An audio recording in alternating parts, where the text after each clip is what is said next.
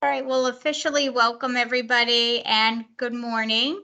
As you know, our meetings are recorded so they can be made available to the public. So I just ask that you keep yourself muted so that we can limit background noise and ensure a good, clean recording. And when it is time to speak, if you could please also unmute yourself and make sure to state your name, that would be extremely helpful. So Claudio has been called into another meeting this morning, so I'm going to be chairing on his behalf. So I'm thrilled to welcome everybody.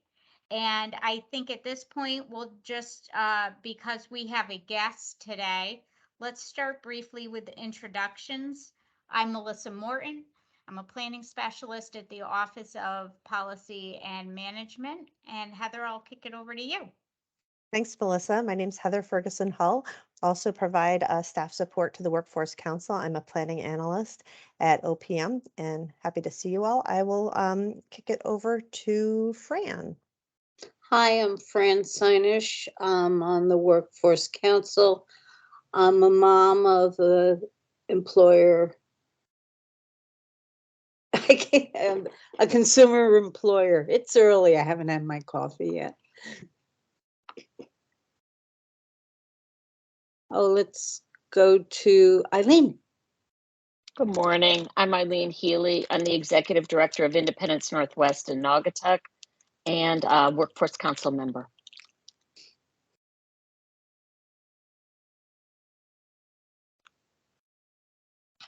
Sorry. Tom? You're on mute.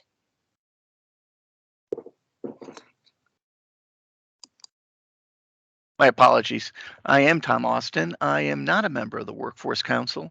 I work for the Office of Labor Relations and represent the Workforce Council in the course of negotiations with 1199, who is the bargaining unit for the PCAs that the Workforce Council deals with. And I'm happy to see smiling faces at this hour of the morning. And it's nice to be with you all.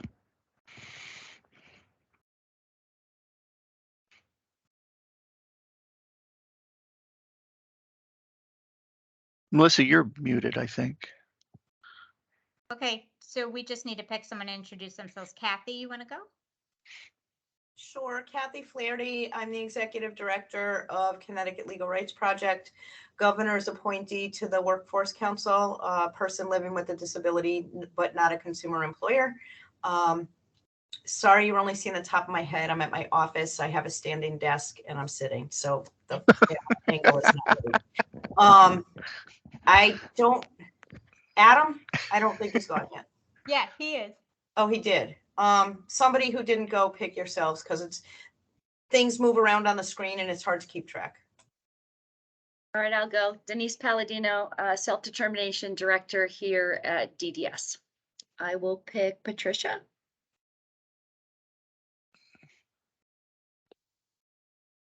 Hi, I'm Pat Clark. I'm one of the interpreters. We can go on to somebody else.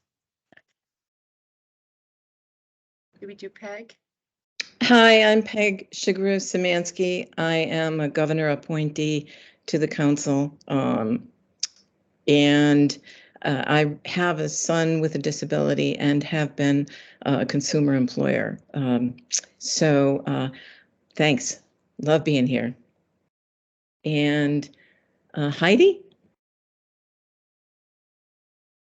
I'm Heidi Hanea. I work for Aging and Disability Services and the Rehab Services, and I'm an education consultant and oversee personal care assistant services.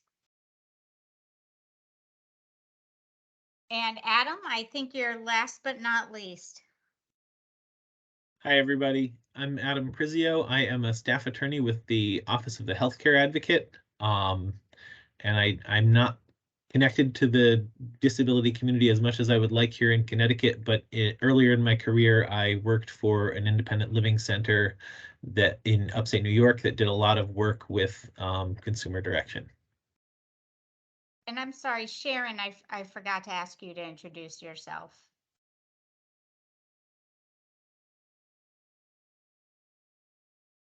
so this is Sharon Kane, she's one of the interpreters. Sorry, she was Great. muted. That's okay. Yeah, that's fine. Okay, so let's dive right in to the agenda this morning. We are going to start by voting on the 2023 meeting schedule. If you can believe it, we're already at our last meeting of 2022. So I'm going to share my screen quickly so that everybody can see the 2023 schedule. You should have already received it. Can everybody see the meeting schedule? I can't see you now that I'm sharing, so people are going to have to use voices. Yes. Yes. Great. So we're keeping our exact same schedule that we did, which is the fourth Tuesday of the first month of any given quarter. So that would be January 25th, April 26th, July 26th, and October 25th. And we are suggesting keeping meeting times the same. And we will likely remain solely on Teams in the winter for the January meeting as we get through cold and flu season and all that. And then the group can discuss if we want to move back to doing a hybrid where we allow call-in and Teams and also do some in person. We can address that at the January meeting, but for I now, see Kathy, Kathy has her hand raised, Melissa, I'm sorry. Those are Yeah. 2022 dates, not 2023. So I just so wanted to I'm say- sorry. I pulled up the wrong schedule. Hang on one Okay. second. And I have the 2023 schedule if you want, Melissa, if you have any. Yeah, I Still don't in know why accessing it. I actually don't even have, hang on one second. Let me see if I have it. So here. just minus a day for all of those, like. Yeah. I can give Can the you dates. pull it up and share? I Because I can. don't have the 2023 schedule. Yeah, here, I would be happy to. Give me one moment. Let's see. We've got the, let me make sure I pull up the right one. Okay, can everybody see that? I hope. Can you make it Yes. bigger? I please? can. Hold on. Oop, too big. Back. Oop, wrong direction. Okay. I'll just scroll down. Give me 1 second. There we go. Okay, so And I'd put it via Teams, but I can edit that if we're going to keep it open. well, no, we So- would always need the Teams link anyway, because Okay. we'll always offer a hybrid option. We're required to now by statute. So there will always be an option to join remotely. It's just a matter if we decide that we want to start meeting in person at any given point. So at this point, I'm looking for a motion to adopt the 2023 meeting schedule. And I'll stop sharing my screen so you can see the folks.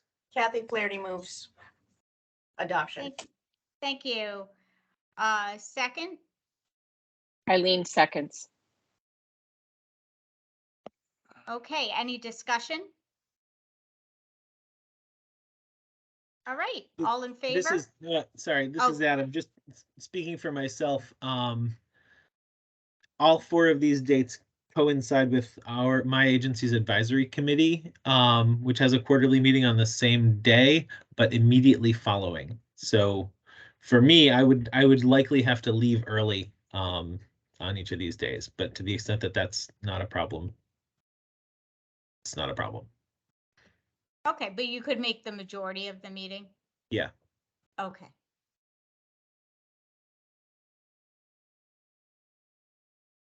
Any other discussion? Okay, all in favor? Aye. Aye. Aye. Opposed? Abstentions? Tom wants to abstain from the whole thing. So, okay, we have adopted our 2023 meeting schedule. Thank you, everyone. Madam Chair, you're doing a wonderful job. Look at that. Yeah, it's just, like riding a bike. So that brings us into subcommittee reports. So I'm really excited that our subcommittees have, under the excellent leadership and guidance of Heather Ferguson Hall, they've been meeting, doing a lot of great work. And I know that Kathy Flaherty and Eileen Healy have been chairing some of our subcommittees as well. So lots of great updates to provide this morning. So Heather, did you want to provide just a brief summary of where we are with the training fund? Sure, and I'm happy to have other members of the training fund jump in as well, but they've been having more regular meetings than quarterly, and they voted to adopt the budget and what's the word I want? Optional trainings, the additional trainings. There's another word for it, which I'm forgetting. Voluntary. Voluntary trainings have resumed on CPR, Alzheimer's, care for the caregiver. Those have resumed, and continuing to look at ways forward for the future, and adding some of the elements from the core competencies is something they've been working on as well. So I don't know if anybody else who's on the training fund would like to add anything to that. I think we passed a budget, or the Yeah, I group said, passed a I budget. thought I said that, Oh, but I'm I'm sorry, I sorry if I didn't hear didn't. Yeah, so the budget has been approved, and yeah, so as I said, I think that's the major substance there. So, and if there's, as I said, if there's any questions, anybody can feel free to email me. I'm happy to give more detail if anyone desires it. Thank So, you. thank you, Any Melissa. questions for Heather? No, okay. So then we are going to move on to new member orientation. And I believe, Eileen, are you our chair of that subcommittee? I am, and I would just like to say thanks to everybody that's been on the committee, and to Heather and Denise, who set up this lovely Google Docs that's kind of kept us on track. And we're at the final stages right now of deciding what kind of format we want it to be in. We want it to be accessible, both online and for people to download and print if they need to, for large print. So we are hopefully going to meet on Friday and finalize our work. So thanks to everybody. That's fantastic. You guys have done so much work. I've been looking at pieces of it, and plan to review the whole Google Doc so that we can share it with the full council. I think folks are going to be really impressed with the work that you've done. And I also think for new members coming on board, it is going to be so incredibly helpful. Go ahead, Denise. Denise Palladino, DDS. I have to say that I'm so impressed with our PCA Workforce Council and the feedback and input that people have made in terms of our production with moving forward with things.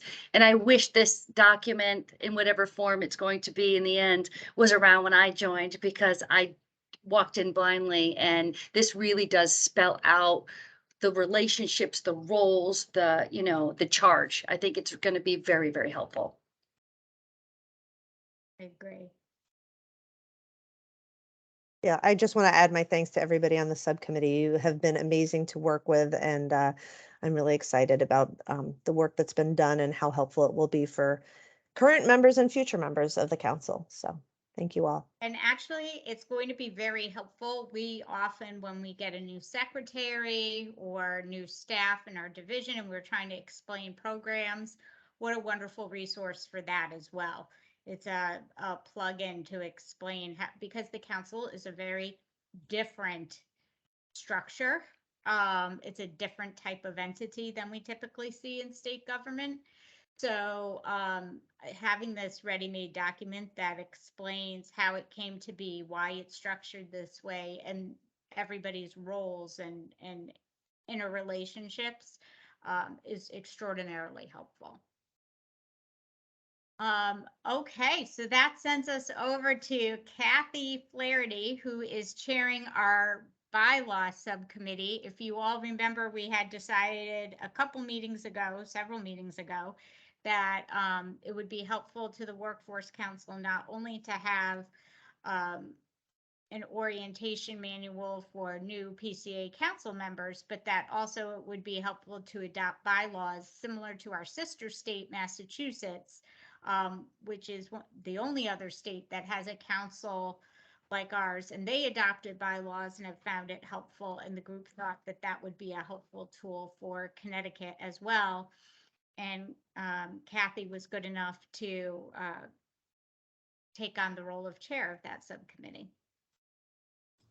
Thanks, Yeah. Melissa. You kind of hit the nail on the head. We really have been operating okay without bylaws for all the years that the PCA Workforce Council has existed, but we thought it would be a good idea to come up with formal bylaws. We were able to use Massachusetts as kind of a model, but their statute had some significant differences from ours. So we had to really follow and track the statute we have in Connecticut, but I think we are coming really close to the end. And it's going through some internal reviews within OPM now, but the hope will be is that we can have our subcommittee give its final approval and bring it back to a meeting of the full council for ratification.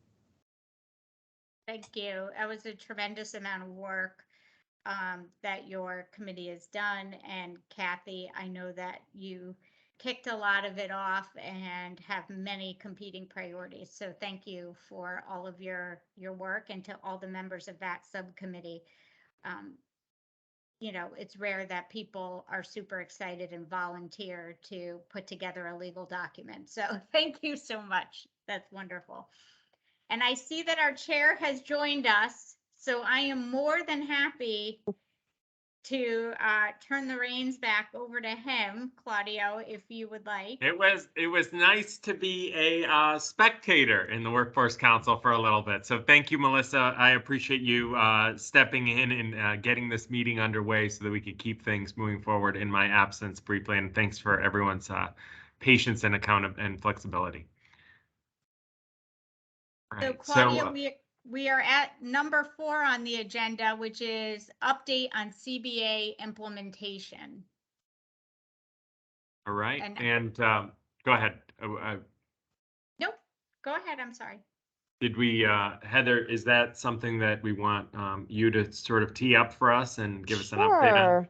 I'd be happy to, and feel free to fill in any gaps. But the wage provisions have been implemented, and the other provisions that were dependent on legislative and CMS approval, including PTO, paid time off, I try not to use acronyms, paid time off, premium assistance to assist with the cost of purchasing health insurance, and lump sums. Those were all part of the legislative approval process. They have been deemed approved by the Appropriations and Human Services Committee as of, I think, less than 2 weeks ago. So they were sent back to DSS. DSS has sent them off to CMS for approval. And so hopefully we'll be hearing soon back from CMS. There's a lot, obviously there's a lot going on the national level with ARPA money and other initiatives. So I cannot give any sort of time estimate on when CMS will give their final approval, but we will be ramping up and getting those benefits out as soon as humanly possible. Anything anybody would like to add? Thank you, Heather. Thank you, Claudio. All right, so that brings us to the next item, is an update on labor negotiations. For that, Tom, are you prepared to sort of give a quick update, or Melissa, did you want to start that? I could do that if you want, Tom, and then we can get into the Sure. up to you. Go right ahead, Melissa. So at this point, we put that agenda item on just simply to let everybody know that we are in receipt of an official demand to bargain. And so we are now working with OLR to come up with a response to that demand to bargain and dates. And we look forward to working with this group to put together a series of proposals and a vision for negotiations this time around. And I think we'll leave it at that for now. And we will discuss more in depth when we have actual bargaining specific meetings. Melissa, I want to make sure we're, I'm hesitant to discuss in a public meeting negotiations. And so I just want to make sure that the council realizes that we do, we will be going into negotiations. We will have a strategy. We will have a goal, an endpoint of what we want to achieve during this round of negotiations. And I remind the council, typically our contracts with the state are 4-year contracts. This was a 2-year contract that was determined by the previous secretary of OPM. So we will be going into it. There's several, I don't want to say numerous, preliminary matters that we have to agree to in terms of rules, ground rules, and so forth, and we'll get into that. And I think, if I'm not mistaken, do we have another Yes, session? we do, Tom. That's why I Yeah. was trying to just. Okay, I just wanted the not say- workforce council. I didn't want to get into specifics. I just No. wanted to say there's, I'm part of the back room type of thing. You're the front of the house. But there are different things that we can discuss when it's appropriate to discuss those matters. And Yeah, and I apologize. I'll leave it at that. I should have been more clear. We're just sort of setting the table for the expectation on timeline and wanted Sure. to make sure that we are heading back into a formal negotiation as per the request that we received. So Yep. Great. Thank you for reminding us about that. This was a little bit of a shorter term deal, so that's why we're in a reopener situation. And Yep. Appreciate that. Well, the next item then on our agenda today is a membership update. Melissa, do you have anything that you can share from our membership side? Sure. So we have one person who is interested in joining the council. We had a preliminary discussion and laid out the roles of the council and what it, the roles and expectations. So Heather has been working to try and schedule a follow-up meeting to just confirm interest in moving forward. And so hopefully we'll have a name that we can bring to you. If not by the next meeting, then sooner. So we're just waiting to get her definite yes after we have the next meeting. And then, as you all know, we don't actually nominate, appoint, or approve members. But when somebody's interested or one of you flags somebody for us, then what we're able to do is reach out to that person, explain the actual appointment process, what's involved in being a council member. And then if they're interested, we can connect them to the appropriate appointing authority. So that's where we are now, is just doing the final confirmation of interest and then making the warm handoff to the appointing authority. So we will keep you all posted. And as always, please, please, please, if you know of anybody who you think would be a great addition to the council, let us know. And just a reminder that statute actually says it's not just individuals. So it could be, somebody who is from an organization representing one of the groups. So if you work for, Eileen, I'm going to pick on you as an example, but Eileen represents the Centers for, she's in with the Centers for Independent Living. So she's representing an organization that, represents individuals with physical disabilities. So, just to keep that in mind, that sometimes it's hard to find consumer employers or things like that. So our statute technically says that the individual should be from an organization. So if that broadens your thinking in any way as to who might be a good candidate, then please feel free to think through your professional contacts as well. That's all I have on membership.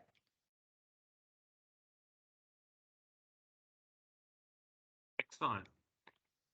That brings us to other business, and we'll open it up to council members if they wish to put any new or other business on the table. Any items from the council? All right, seeing none. We're moving through quite nicely this morning. That's great. The item number 8 is public comments. I would ask if there's any members of the public that wish to be recognized, they can use the raise hand function. If they're having trouble using that function, they can also unmute themselves and let us know, and we can help troubleshoot on any technical issues that you may have. I'm only seeing a couple people potentially who are members of the public, so just wanted to pause for a sec. Yeah, If so anyone, Claudio, since you missed introductions, I'll just let you know Heidi Hanair from the State Agency of Aging and Disability Services joined us because she oversees the PCA's, hi Heidi, some of the PCA programs at ADS, and her 2 interpreters are the other 2 members of the public. Heidi, did you want to say anything, or were you just here to observe? I'm just here to observe. Thank you so much. Okay. exciting. All right, good. So seeing no other public comment, we can move to entertain a motion to adjourn. Can I have such motion? Kathy Flaherty moves to adjourn. Kathy Flaherty, thank you. Second, Adam seconds. Adam seconds. All right. So it is ordered. We are adjourned. It is 10:01 a.m. Thank you, everyone. Hop on the other link, everybody, for the negotiation meeting. I'm gonna jump on that meeting. I will be